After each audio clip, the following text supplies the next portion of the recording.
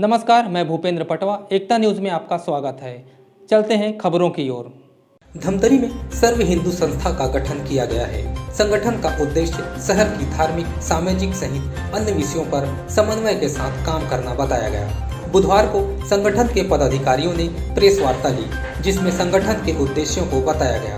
अध्यक्ष दीपक लखोटिया ने कहा कि संगठन को लेकर पिछले 10 महीने से प्रयास हो रहे थे। सर्व हिंदू समाज में शहर के 56 समाज के लोग शामिल हैं। इस संगठन की आवश्यकता बहुत पहले से महसूस की जा रही थी। आगे यह संस्था अपने उद्देश्यों के अनुरूप काम करेगी। आगे का जो रणनीति है, हम लोग सब मिल के सभी लोग एक दूसरे को सहयोग देते हुए सभी समाजों के उत्थान के लिए ही कार्य करने के लिए अति पिछड़े या जितने भी हमारी समस्याएं हैं उन समस्याओं को दूर करने का भरपूर प्रयास किया जाएगा। इसी उद्देश्यों को लेकर बना हुआ है। जो आपने सवाल किया बहिष्कार का, तो स्वाभाविक प्रक्रिया है। जो शुरू से परंपराएं लोग समझ के कर रहे हैं वो परंपराएं नहीं है। यह जानकारी, यह जागरूकता अभियान हम सबको चलाना पड़ेगा। शिक्षा में जोर देकर शिक्षित वर्ग को आगे बढ़ाना पड़ेगा, तो ये सब समस्याएं हम सबसे मिलकर दूर हो जाएगी। देखिए, हमारे हिंदू सनातन धर्म में जो वर्णन दिया गया, चाहे तुलसी माता हो, चाहे हम जिनको मानते हैं, चाहे पूजा करते हैं, चाहे पीपल हो, तो उसमें वैज्ञानिक तथ्य क्या देता है कि आप एक दिन उनके नज़दीक नहीं जाइए। उसका कारण क्या है? वो ये जानता है कि जितने भी ऑक्सीजन छोड़ते हैं 6 दिन लगातार, 7वें दिन नाइट्रोजन छोड़ता है। ये उनका तथ्य है। लेकिन हमारे सनातन धर्म में हम उसको पूजा करते हैं, माता की संज्ञा देते हैं। और तो जो जागरूकता अभियान जो कमी है, चाहे पढ़े लिखे लोग भी हैं जो आप बता रहे हैं पंथ से, ये हमारा दायित्व है। हम उनको ये समझाएं ये किस दिशा में आप जा रहे हैं आगे। जो हमारे पूर्वज हो, चाहे जो सनातन धर्म के ऋषि मुनि से लेके आज भी हम उसको मान रहे हैं, जिसकी हम पूजा करते हैं, तो जो पंथ अगर कहीं किसी चीज़ में भटकाव आ गया है तो हम लोग को सबको मिलकर करना पड़ेगा। जागरूकता अभियान ये है और एक साथ लाना है। करीब 56 समाज है अभी, और हमने 30 समाजों को अभी जोड़ा है। बाकी समाज को धीरे धीरे करके हम इसमें जोड़ रहे हैं।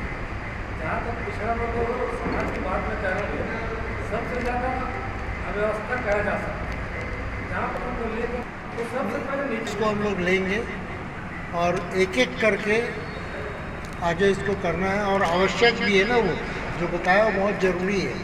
और हम लोगों ने इसको पहली बैठक में ही विचार किया था कि कैसे करना है। तो पहला मुख्य उद्देश्य था, पहले पंजीयन करवा लें। पंजीयन करवा लिए, एक बॉडी बन जाए। बॉडी बन जाए, इसका एक विस्तार कर दें, पूरे वार्ड को इसमें हम जोड़ दें और एक प्रयास करें कि धमतरी के अंदर जितने समाज है सबको आपस में इसमें जोड़ दें। उसके बाद फिर वहाँ की जो समस्या जो बता रहे हो ना, ये एक विचारधारा है उनकी, एक अलग विचारधारा है, उसको वापस लाना है अपने को, उसको लेंगे और तो हम लोग साथ में जोड़ दें।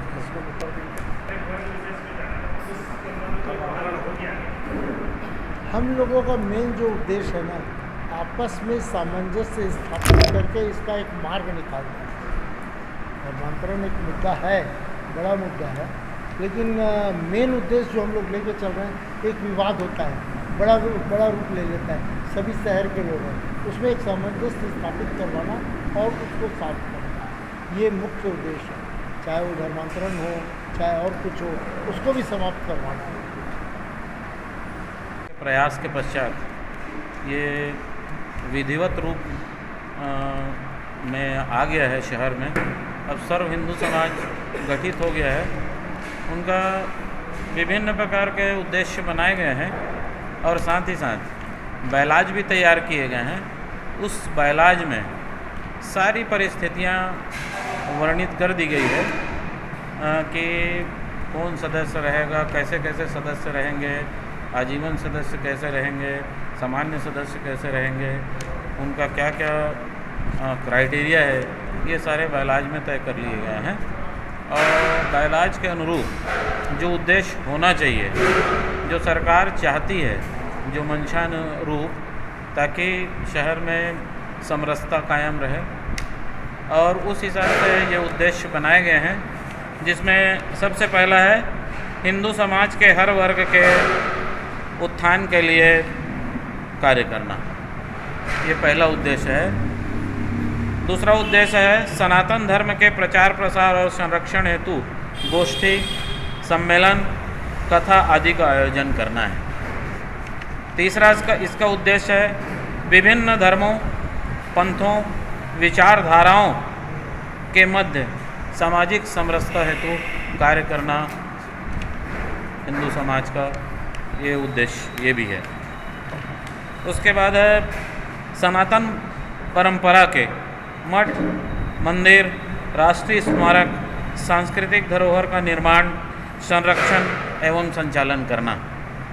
अगला है राष्ट्र धर्म, गौ एवं पर्यावरण के संरक्षण एवं संवर्धन हेतु जन जागरण अभियान चलाना।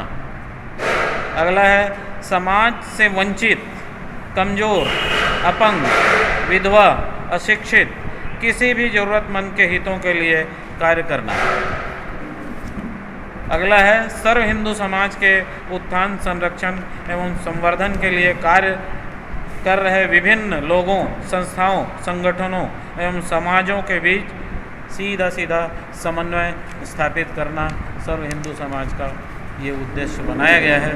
और जितने भी प्रबुद्ध वर्ग समाज के हैं उनके दिशा से ही इतनी बड़ी कार्य योजना तय करके पंजीयन कराया गया है।